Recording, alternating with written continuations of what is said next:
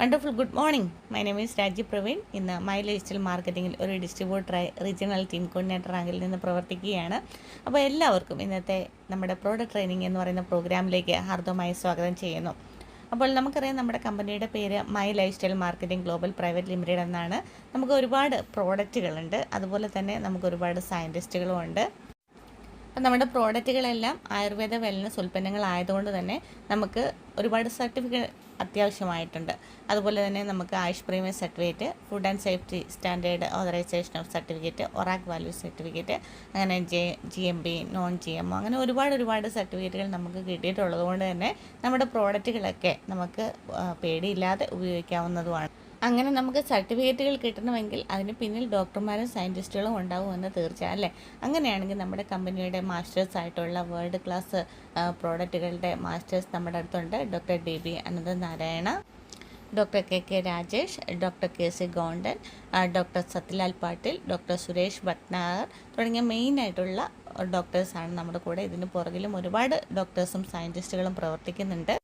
ഇനി നമുക്ക് നമ്മുടെ കമ്പനിയുടെ പ്രോഡക്റ്റുകൾ അല്ലെങ്കിൽ എത്ര ബ്രാൻഡുകളാണോ ഉള്ളത് നോക്കാം. നമ്മുടെ കമ്പനിക്ക് 7 ബ്രാൻഡുകളാണുള്ളത്. ഓണാനോൺ, എലമെൻറ്റ്സ്, അതുപോലെ തന്നെ my home, new star, Aahaar, India grow എന്നിങ്ങനെ 6 ബ്രാൻഡുകളും ഒരു ആപ്ലിക്കേഷനുമാണുള്ളത്.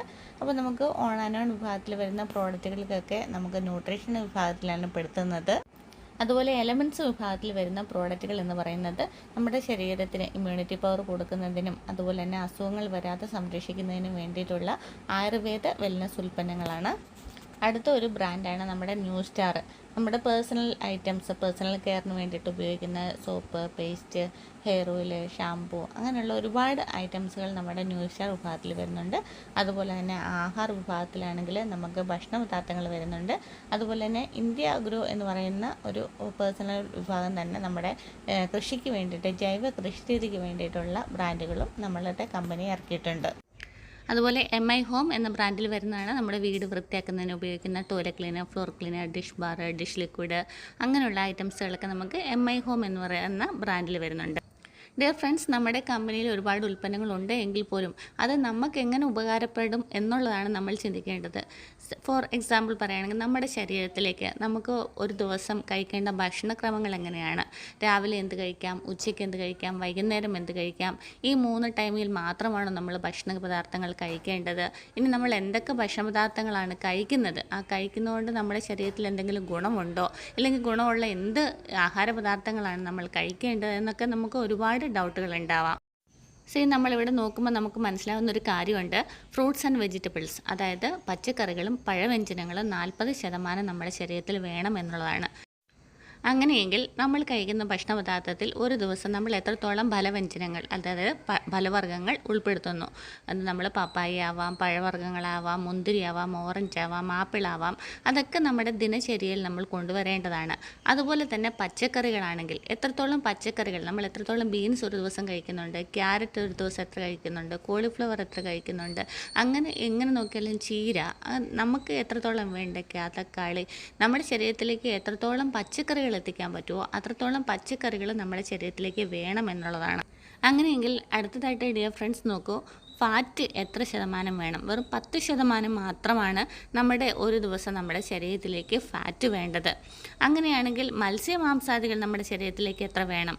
അതാണ് ഈ ഗ്രീൻ കളറിൽ കാണുന്നത്. അത് നമുക്ക് 25% വേണ്ടത്. മീൻ, മുട്ട, ഇറച്ചി എന്നിവയെല്ലാം അതിനകത്ത് വരുന്നതാണ്. അതുപോലെ തന്നെ ഫൈബർ റിച്ച് കാർബോഹൈഡ്രേറ്റ്സ് നമ്മൾ കഴിക്കും. നമ്മൾ രാവിലെയും ഉച്ചയ്ക്കും വൈകിട്ടും എല്ലാം നമ്മൾ ഭക്ഷണ പദാർത്ഥങ്ങൾ ചോറാണ് ഏറ്റവും കൂടുതലായിട്ട് ഉൾപ്പെടുത്തുന്നത്.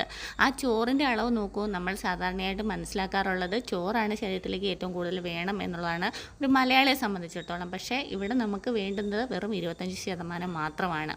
അപ്പം മൊത്തത്തിൽ നോക്കിക്കഴിഞ്ഞാൽ നമുക്ക് നമ്മുടെ ശരീരത്തിന് ഇമ്മ്യൂണിറ്റി പവർ വർദ്ധിപ്പിക്കുന്നതിനും രോഗപ്രതിരോധ ശേഷി കൂടുന്നതിനും ഇതിൽ ഏറ്റവും കൂടുതലായിട്ട് ഇമ്പോർട്ടൻ്റ് ആയിട്ടുള്ള ഘടകം നമുക്ക് ഫലവർഗ്ഗങ്ങളും പച്ചക്കറികളുമാണ് എന്നുള്ളതാണ്. ഇതിൽ നിന്നും നമ്മുടെ ജീവിതശൈലിയുമായിട്ട് നമ്മൾ താരതമ്യപ്പെടുത്തി നോക്കുമ്പോൾ ഒരു കാര്യം വ്യക്തമാകുന്നത്, നമ്മൾ ഏത് ദിനചര്യയാണോ കൊണ്ടുപോകുന്നത്, രാവിലെ ഉച്ചയ്ക്ക് വൈകിട്ടുള്ള ഭക്ഷണ പദാർത്ഥങ്ങളിലെ ക്രമങ്ങളിൽ നമ്മൾ ഇതിനൊക്കെ വിപരീതമായിട്ടാണ് നമ്മൾ ചെയ്യുന്നതെങ്കിൽ നമ്മൾ രോഗങ്ങൾക്ക് അടിമകളാകുന്നു. ശരീരത്തിൽ രോഗപ്രതിരോധ ശേഷി ഉണ്ടാവുന്നില്ല, നമുക്ക് ശരീരത്തിന് നല്ലൊരു ഹെൽത്ത് മെയിൻറ്റെയിൻ ചെയ്യാൻ സാധിക്കുന്നില്ല എന്നുള്ളതാണ്. അതായത് ഇനാഡിക്വേറ്റ് ന്യൂട്രീഷൻ, നമുക്ക് ശരീരത്തിന് വേണ്ടത്ര അളവിൽ ന്യൂട്രീഷൻ ലഭിച്ചില്ലെങ്കിൽ അത് അസുഖങ്ങൾക്ക് കാരണമാകുന്നു. ഡിയർ ഫ്രണ്ട്സ്, അങ്ങനെയാണെങ്കിൽ എന്തൊക്കെ അസുഖങ്ങളാണ് ഒരു വ്യക്തിയുടെ ശരീരത്തിലേക്ക് വരുന്നത്? നമുക്ക് ലോ ഇമ്മ്യൂണിറ്റി സിസ്റ്റം കുറയുന്നത് മൂലം ഡിപ്രഷനും പാൽപിറ്റേഷനും, അതായത് ചെസ്റ്റ് ഇങ്ങനെ എപ്പോഴും അടിച്ചുകൊണ്ടിരിക്കുക, ശ്വാസം മുട്ടലുണ്ടാകുക, തലവേദന വരിക, എപ്പോഴും ബോഡിക്ക് ക്ഷീണം ഉണ്ടാകുക, നമുക്ക് ഒരു ഉഷാറും ഉന്മേഷവും ഒന്നും ഉണ്ടാവത്തില്ല, നമ്മളൊരു കാര്യത്തിലേക്ക് ഫോക്കസ് ചെയ്യുമ്പോൾ അതിലേക്ക് കോൺസെൻട്രേഷൻ ചെയ്യാനായിട്ട് സാധിക്കത്തില്ല, എപ്പോഴും എനർജി കുറഞ്ഞ ഒരവസ്ഥ, എപ്പോഴും കിടക്കണം, എപ്പോഴും ക്ഷീണം, എപ്പോഴും തളർച്ച, കണ്ണിലേക്ക് ഇരുട്ട് കയറുക, അങ്ങനെയുള്ള അവസ്ഥ, എപ്പോഴും ടെൻഷൻ ഉണ്ടാവുക, ഒരു ജോലിയും പണിയൊന്നും ചെയ്യാൻ പറ്റാത്തൊരവസ്ഥ, എപ്പോഴും ഉറങ്ങണം, എനിക്ക് അതുപോലെ തന്നെ ഭക്ഷണം കഴിക്കാൻ പറ്റുന്നില്ല, അങ്ങനെയുള്ള ഒരുപാട് അവസ്ഥയിലൂടെ നമ്മൾ കടന്നു പോവുകയാണ്. എന്നാൽ നമ്മുടെ ശരീരത്തിനെ അന്ന് ആരോഗ്യത്തോടെ നിലനിർത്തണം. ഒരു ഹെൽത്തി ആയിട്ട് എല്ലാ കാര്യത്തിലും ഉന്മേഷത്തോടും ഉണർവോടും കൂടി നമുക്ക് പ്രവർത്തിക്കാനും ഒരു എനർജി നമ്മുടെ ബോഡിയിൽ ഉണ്ടാക്കുന്നതിന് വേണ്ടിയിട്ട് ഈ ഒരു കാര്യം മാത്രം, നമ്മുടെ ഭക്ഷണക്രമങ്ങൾ മാത്രം നമ്മൾ ശ്രദ്ധിച്ചാൽ മതിയോ? അപ്പോൾ നമുക്ക് വേൾഡ് ഹെൽത്ത് മെൻ്റൽ അസോസിയേഷനൊക്കെ, നമ്മുടെ വേൾഡ് ഹെൽത്ത് ഓർഗനൈസേഷൻ പ്രകാരം പറയുന്നത്, നമ്മളുടെ ശരീരത്തിലേക്ക് ഈ കാര്യങ്ങളെല്ലാം നമ്മൾ കറക്റ്റായ രീതിയിൽ ശ്രദ്ധിക്കുക. ഒന്നാമത്, നമ്മൾ കഴിക്കുന്ന ഭക്ഷണ പദാർത്ഥങ്ങളിൽ ജങ്ക് ഫുഡുകൾ അവോയ്ഡ് ചെയ്യുക. ജങ്ക് ഫുഡ് എന്ന് പറഞ്ഞു കഴിഞ്ഞാൽ നമുക്ക് പെട്ടെന്നുണ്ടാക്കുന്ന ഫുഡുകൾ, അതുപോലെ തന്നെ വെളിയിൽ പോയി ഭക്ഷണങ്ങൾ കഴിക്കുന്നത്, അതൊക്കെ കുറയ്ക്കുക. അതുപോലെ തന്നെ നമ്മൾ ശ്രദ്ധിക്കേണ്ട മറ്റൊരു കാര്യമെന്ന് പറയുന്നത്, നമ്മളെല്ലാവരും BP-ക്കും ഷുഗറിനും കൊളസ്ട്രോളിനും തൈറോയിഡിനും വെരിക്കോസ് വെയിനും വേണ്ട അങ്ങനെയുള്ള അസുഖങ്ങൾക്കെല്ലാം ദിനം പ്രതി കൂടുതലായിട്ട് മരുന്ന് കഴിക്കുന്നതാണ്. ഇത് നമ്മളുടെ ശരീരത്തിനെ ഹാനികരമായി ബാധിക്കുന്നു. അതുപോലെ തന്നെ സ്മോക്ക് ചെയ്യുന്നതും ഡ്രിങ്കിങ് ചെയ്യുന്നതും നമ്മുടെ ശരീരത്തിന് ഹാനികരമാണ്. അതുപോലെ തന്നെ ഏറ്റവും ഇമ്പോർട്ടൻ്റ് ആയിട്ടുള്ളൊരു കാര്യം എന്ന് പറയുന്നത്, നമ്മൾ വെളിരാജ്യങ്ങളിലൊക്കെ നമ്മൾ ജോലിക്കായിട്ടൊക്കെ നമ്മൾ പല സ്ഥലങ്ങളിലും നമ്മുടെ വീട്ടിൽ നിന്ന് മാറി നിൽക്കേണ്ട അവസ്ഥ ഉണ്ടാകുന്നുണ്ട്. ആ ഒരു സ്ഥലം എന്ന് പറയുന്നത് സിറ്റി ബേസ്ഡ് ആയിരിക്കും. ഒരുപാട് പൊല്യൂട്ടഡ് ആയിട്ടുള്ള എൻവയോൺമെൻറ്റിൽ നമ്മൾ ജീവിക്കേണ്ടി വരുന്നു. വാഹനങ്ങളുടെ പുക, അതുപോലെ തന്നെ റേഡിയേഷൻസ്, ഇതെല്ലാം നമ്മുടെ ശരീരത്തിനെ ഹാനികരമായി ബാധിക്കുന്നുണ്ട്.